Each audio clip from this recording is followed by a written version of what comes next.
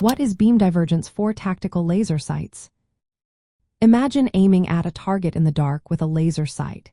Have you ever wondered how the laser beam stays sharp or spreads out over distance? That's where beam divergence comes into play. Beam divergence is how much a laser beam widens as it travels away from the source. It's measured in milliradians, which tells us how much the beam's diameter increases over a certain distance.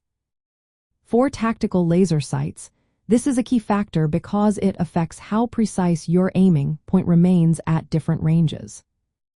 If a laser sight has low beam divergence, the laser beam stays tightly focused, creating a small, sharp dot even at longer distances.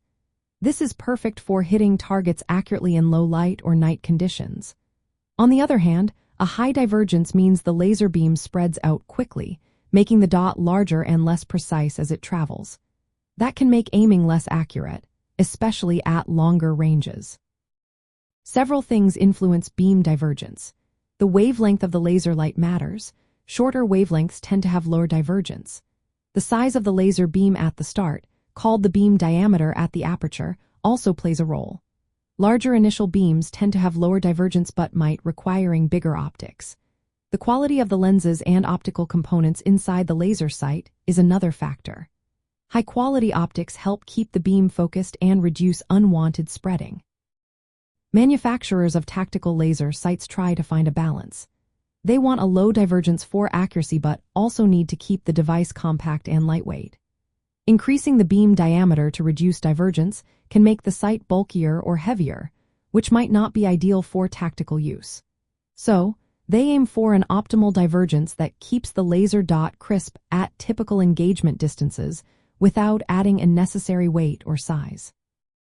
Knowing the divergence helps users predict how the laser will perform at different ranges.